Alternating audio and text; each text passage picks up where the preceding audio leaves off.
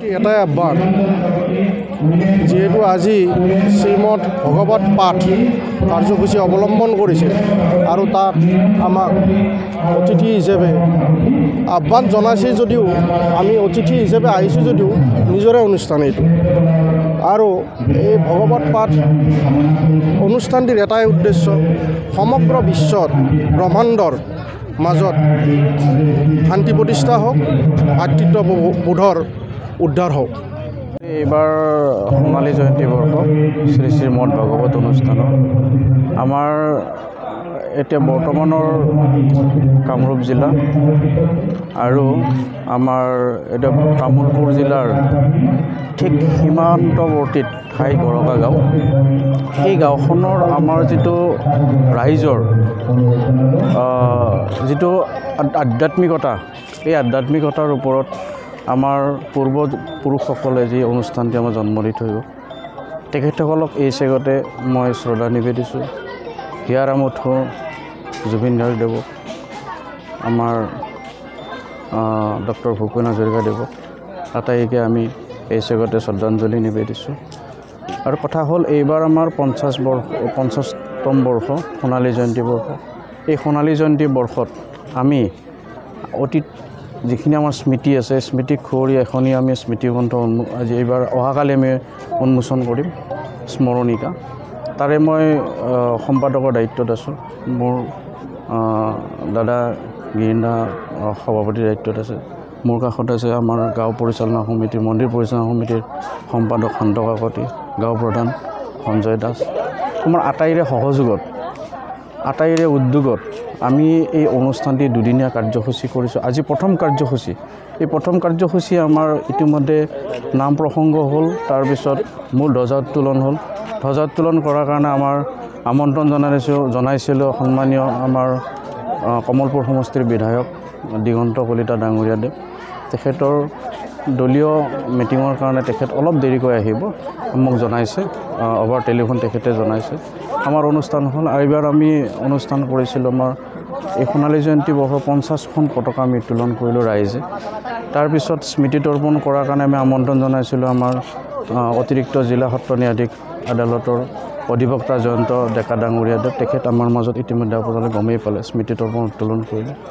তাৰপিছত এইবাৰ আমাৰ হ'ব শোভাযাত্ৰা, সাংস্কৃতিক মানে আমাৰ ধৰ্মীয় শোভাযাত্ৰাৰ লগতে আমাৰ ভাগৱত ধৰ্মীয় শোভাযাত্ৰাৰ লগতে সাংস্কৃতিক বাৰেৰহণীয়া আমাৰ শোভাযাত্ৰা এটি হ'ব। এই শোভাযাত্ৰাৰ কাৰণে আমি উদ্বোধন কৰাৰ কাৰণে আমি আমন্ত্ৰণ জনাইছিলোঁ। একচুৱেলি তেখেত আমাৰ মাজত জীৱিত হৈছিল, আমাৰ নাগাৰা নামৰ পূজ্য সন্মানীয় ৰামচৰণ ভৰালীদেৱ। অলপ দিন আগতে তেখেতে আমাৰ মাজৰ পৰা বিদায় মাগিলে। যা নহওক, আমি আৰু এগৰাকী ব্যক্তিক আমি আমন্ত্ৰণ জনাইছোঁ, তেখেত ইতিমধ্যে আমাৰ মাজত জনাইছে, আহি আছে। আৰু বিশিষ্ট ব্যক্তি আমাৰ বোলছবি অভিনেতা, কৌতুক অভিনেতা, আপোনালোকে সকলোৱে জানে, ভাড়াঘৰৰ কলিতা পুলিচ বুলি ক'লে সকলোৱে জ্ঞাত। তেখেত আমাৰ মাজত আমি আমন্ত্ৰণ ইতিমধ্যে জনাইছে, তেখেত আহি আছে।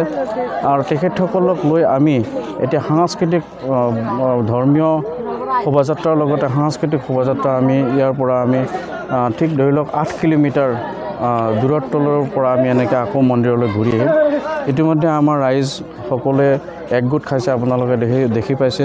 আমাৰ যিটো সমাগম ভাল লাগিছে। আৰু কথা হ'ল কি, এই চেগতে আমি স্বীকাৰ কৰিব লাগিব, যিসকল প্ৰয়াত ব্যক্তি এই মহান অনুষ্ঠানটি আমাৰ মাজত জন্ম দি থৈ গ'ল, এই অনুষ্ঠানটি সঁচাকৈ আজি আমি দুখিত, তেখেতসকল আমাৰ মাজত নাই। তাৰ মাজতে আৰু এটা ক'বলগীয়া, আমাৰ মাজৰ পৰা আমাৰ প্ৰাক্তন সভাপতি, আমাৰ আমাতকৈ বয়সত ডাঙৰ যদিও আমাৰ দাদাহঁতৰ সকলৰ সমপৰ্যায়ৰ ল'ৰা এজন প্ৰণৱ কাকতি প্ৰয়াত, অলপ যোৱা বছৰ তেখেতে ঢুকাই গ'ল, আমাৰ সভাপতি আছিলে। যি নহওক, ধৰ্মীয় অনুষ্ঠানৰ পৰা আমি তেখেতক সুঁৱৰিছোঁ। তেখেত য'তে আছে শান্তিৰে থাকক। আৰু অহাকালি আমাৰ ধৰ্ম আলোচনী সভা আছে। ধৰ্ম আলোচনী সভাত আমি ধৰ্ম আলোচনী সভাখনৰ কেইবাগৰাকী ব্যক্তিক আমি মাতিছোঁ। আমি জগত বনিয়া বাপ, তেখেত প্ৰচাৰক, সদৌ অসম শংকৰ সংঘৰ তেখেত প্ৰচাৰক উত্তৰ লখিমপুৰৰ, তেখেত আমাৰ মাজত ইতিমধ্যে জনাইছে, আহি আছে। আৰু ধৰ্মালোচনী সভাৰ সঞ্চালক হিচাপে আমি আমন্ত্ৰণ জনাইছোঁ আমাৰ জ্যেষ্ঠ ব্যক্তি তেখেত মানে হ'ল অৱসৰপ্ৰাপ্ত DSP সাহিত্য সভাৰ কামৰূপ মহানগৰ জিলাৰ সভাপতি ৰাষ্ট্ৰপতি বঁটা প্ৰাপক আমাৰ মাজত তেখেত আহিব সন্মানীয় প্ৰফুল্ল বৰ্মন ডাঙৰীয়াদেৱ আৰু দীপক শৰ্মা ডাঙৰীয়া বিশিষ্ট তেখেত কবি সাহিত্যিক তেখেতো আমাৰ মাজত আহিব আৰু আমি আমন্ত্ৰণ জনাইছোঁ আমাৰ সকলোৱে জ্ঞাত আমাৰ অধিবক্তা সমাজে আমাৰ অসম নাগালেণ্ড অৰুণাচল মিজোৰাম আমাৰ 5খন ৰাজ্যৰ যি বাৰ কাউন্সিল অফ ইণ্ডিয়া আছে তেখেত আমাৰ বাৰ কাউন্সিল অফ ইণ্ডিয়াৰ চেয়াৰমেন সন্মানীয় চিন্ময় চৌধুৰী ডাঙৰীয়াদেৱ তেখেত জ্যেষ্ঠ অধিবক্তা তেখেত প্ৰাক্তন মহাধিবক্তা অসম তেখেতেও আমাৰ মাজত আহিব আমি আমন্ত্ৰণ জনাইছোঁ এনেকৈ গণ্যমান্য ব্যক্তি বিভিন্নজনক আমি আমন্ত্ৰণ তেখেত আমাৰ মাজত তেখেতসকল আমাৰ মাজত আহি আমাৰ অহাকালি ধৰ্মালোচনী সভাখন তেখেতসকলে আমাৰ মাজত আমাক ধৰ্মীয় বাৰ্তা দিব বুলি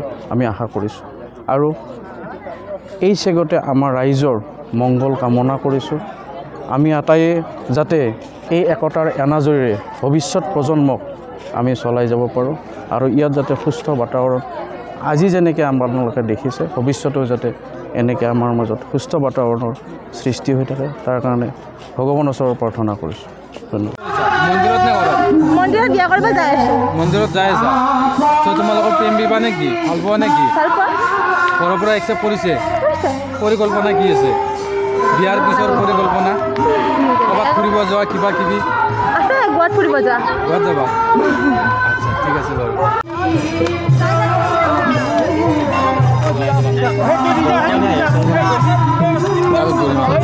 এইবাৰ বিয়া পাতি আগে বেছি